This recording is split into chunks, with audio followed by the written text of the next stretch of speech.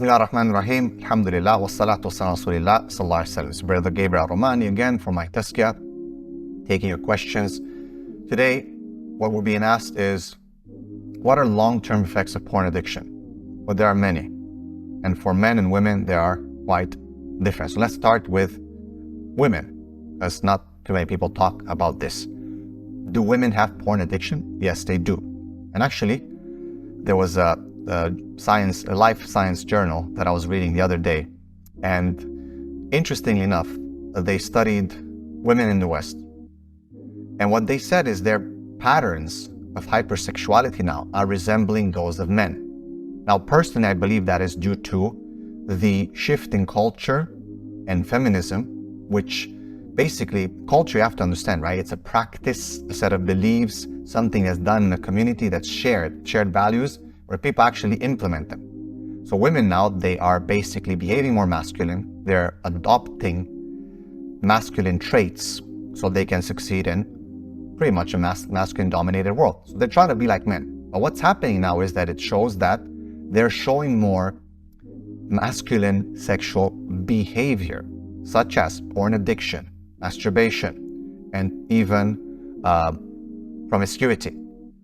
The interesting difference is that while men were showing this kind of hypersexuality, they mostly, in general, overwhelmingly stay heterosexual. While women who are promiscuous and hypersexual and show these masculine type of traits, they show an inclination towards bisexuality, which is a very interesting point, because I said the more masculine women become, the more they will be attracted to the feminine. And this is the, you can thank, feminism, and this whole movement of women trying to be men is destroying actually our women. Men are still stronger. Yes, there'll be men who are weak and so on and so forth, but men still, when it comes to sexuality, they are much more resistant to these corruptions, okay? So women have, in terms of long-term effects, because women don't really have to perform as per se, a lot of times it's more dangerous, the addiction of a woman, because she doesn't realize, she doesn't see immediate problems. Like the man, what they would usually say, or see, they would see erectile dysfunction, premature ejaculation, all kinds of problems. The woman doesn't really see that. But how it affects the woman long term, women, a lot of times, most of the times, they have mental constructs that they live in, fantasies. And female fantasies are linked to orgasm, are linked to the way the brain works. It influences their sexual life. And that's why we say that probably the most important sexual organ for a woman is her brain, So the way she sees pornography and she starts fantasizing and thinking about it, it basically changes the way her brain works. And the ultimate effect of such would be that she will have issues with orgasming. So now we see statistically that about 70% of women will never reach orgasm through intercourse. And about 30% of women have never experienced orgasm. These numbers are staggering. They are staggering. A lot of people don't understand. They obviously will put the blame on men. Men don't know what they're doing. There've been all these studies now, again, pushing feminism and that women don't need men. There's been a study where lesbian women have more amazing sex or orgasms because women know what they're doing and men are just like this. And there's all these studies that are pushing for a degradation of men. And actually this study is interesting because women are used to stimulating themselves their whole life, basically. You think women don't masturbate? They do, they just don't admit it.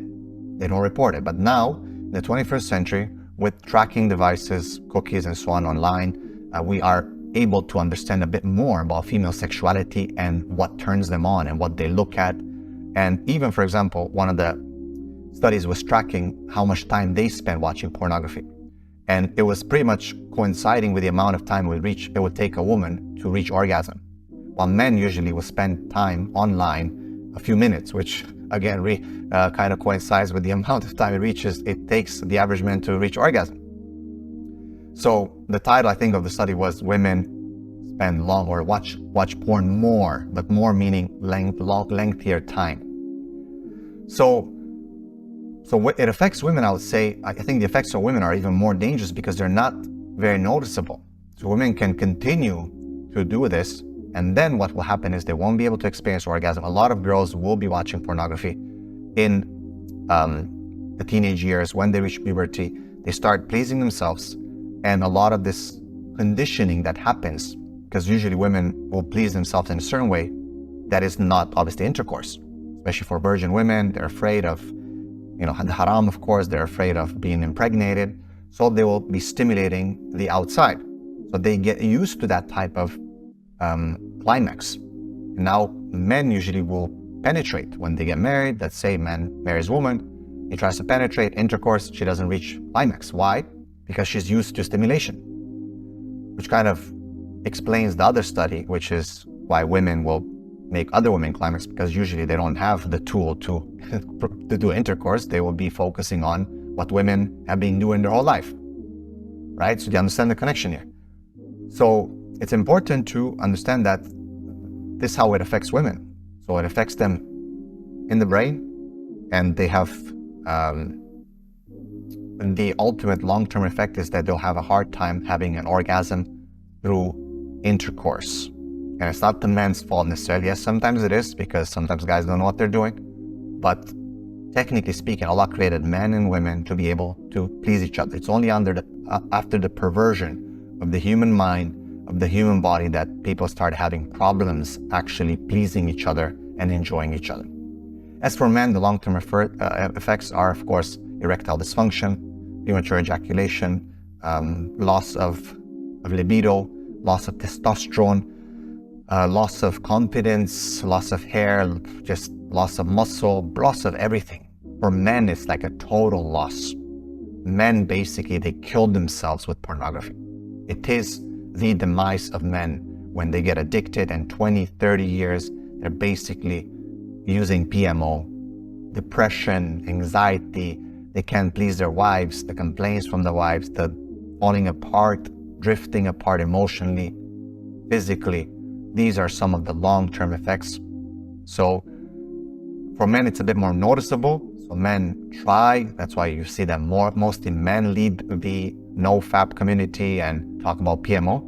But trust me, it is more dangerous for women because it's not noticeable. Women just let it go. And then what they're going to do, they're going to blame men. Oh, men don't know how to do this. They can't satisfy it. No, you also, honey, have your share of the actual blame. Allah knows best. Assalamu alaikum.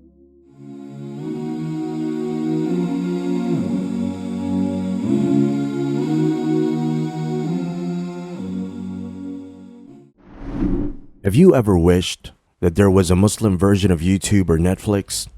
Well, we have created one. The One Islam TV app has no adverts and is safe to browse for your peace of mind. Watch hundreds of high-quality produced Islamic reminders, Quran videos, stories of the prophets, hot topic, debates, and so much more. 4 to 8 new videos are uploaded daily, inshallah. You can watch or listen to videos while your device is switched off. Watch videos on demand or download videos and watch offline. One Islam TV is 100% run and owned by Muslims, which means the small amount you pay for your subscription is a SADAQAH JARIYAH, continuous charity for you, as we use the funds raised to continue producing more beneficial videos and reminders, inshallah.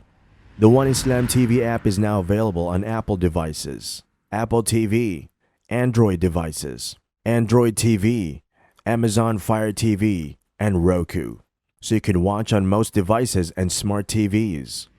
Download now for a free 7-day trial. May Allah reward you for supporting our work.